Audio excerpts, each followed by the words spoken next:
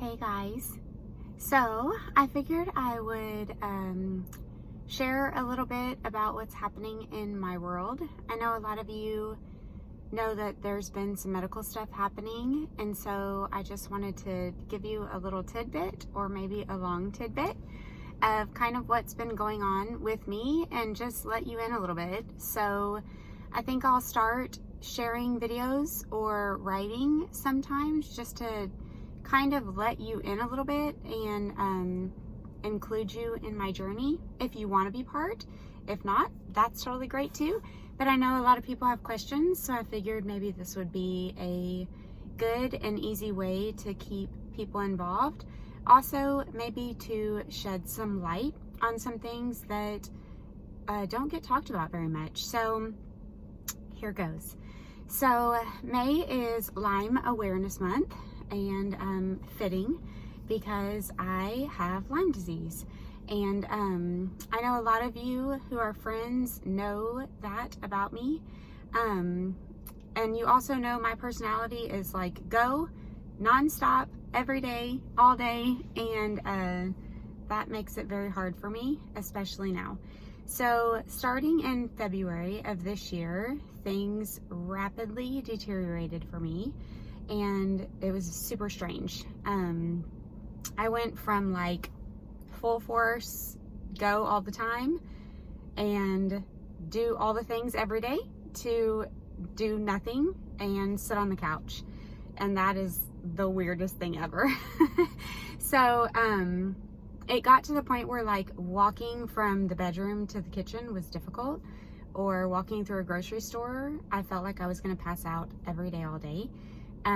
My heart rate would like skyrocket, and I would have to sit like in the middle of the living room, which was very annoying to me. I would get frustrated with myself because that's just, again, my personality.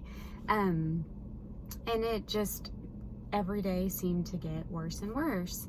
And so I was very confused as to what was happening. Stephen and I were talking about it and trying to figure out what was happening and what was going on. There were moments where I did pass out. Weird things were happening, like my hands would cramp up and turn in. I couldn't move them. My hands and feet were turning blue. Just weird, super, super strange things. Scary. And this is on top of like the normal symptoms that I've been experiencing since the wreck, which that'll have to be a whole separate video. But this all happened from like February until March or so. And like every week something of major was happening. And so finally Stephen was like, we have to go to the hospital, something's wrong. So we did, and I figured, you know, we're gonna go to the ER. They're gonna discharge me and say you're fine, because that has been the story of my life since 2008, since the wreck. And we went and they admitted me, and I was there for 6 days, and they ran every single test you could ever think of, every scan, every lab, everything. And the doctors were like, something is wrong. Clearly, I was on the cardiac floor. But we don't know. Like, we can't figure it out. You don't fit like in this little perfect box of symptoms. There's symptoms and there's something, but you don't check off all the right things to give you a clear diagnosis. We think maybe POTS, we think maybe Raynaud's syndrome, maybe Addison's. We don't, it's like it doesn't fit perfectly, so we can't give you a clear diagnosis. So they discharged me and sent me home with a list of doctors to see. Well, when they sent me home and told me that they had no idea what was wrong, I knew, and Stephen knew, like, this is Lyme. And so we just became my advocate, really, and started doing everything that we knew to do. Thankfully, he is a really good researcher, because my brain is not very good right now. And we found a doctor, and I start treatment in like 2 weeks, but it's it's like progressively, even since the hospital, like I get worse. So, you know, my heart rate will go from like 50 to 160 carrying the sheets from the bed to the laundry room to wash. It's just the most ridiculous thing. Which again, for someone with my personality, it's like, what is happening? Like, I want to go work out and do all the things, and I can't even like stand to cook dinner. So, okay. So I've had to really like trust that God has a plan, because I know that He always does. But resting in that and trusting in that is so hard for someone with my brain and my drive. And I think that that is what I want to share with people, because I know people with Lyme go to doctors and they tell them like, you're depressed, nothing's wrong with you, you're fine, which you're not fine, we know. And it is so hard to be sick every day, and for your family to watch all of this happening, and you go from being like normal to not normal.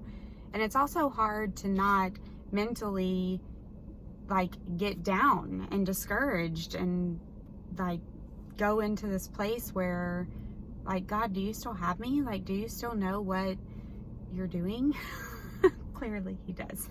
But, you know, sometimes in our human minds, we're like, okay, like, do you need me to like step in and help out? Or at least I do. Maybe it's just me, but I definitely get in that place where He has to be like, hey, scoot back over. Like, I got this, you know, like, you are just a small little human and I'm so much bigger. You just need to shh. Which clearly I talk a lot. Anyway, so that's just a little tidbit of what is happening since February until now. And I'm sure I missed 7,000 things, because again, my brain is like, whoa. But it's been a crazy few months, and I just ask that you guys pray for me and for my family, and for everybody that deals with a chronic illness that, you know, struggles mentally or physically or whatever the case may be, and just to have grace on them and their families. And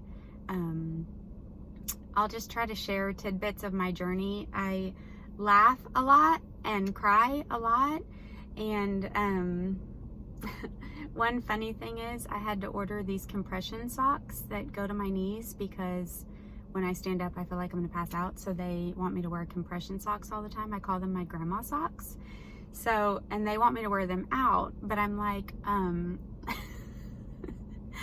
I'm 40. So if I wear like knee socks with shorts, cause it's 7,000 degrees in the summer, like, that looks trashy. Like, I can't, I'm 40. I can't wear tall socks and shorts in the summer and, you know, be still look classy. So anyway, that's just, I call them my grandma socks or my hooker socks if I wear them with shorts. But that's just a tidbit of one small tiny piece of my joking, that I ask Steven if he enjoys my grandma socks when I'm walking around. Poor thing, he has to look at me in them all the time. But anyway, May is Lyme Awareness Month, so if you have never heard of Lyme and you go to the woods like we do, you should check yourself for ticks, because there is Lyme in Texas, and I'm proof of that. No idea how I got it, but it's a thing.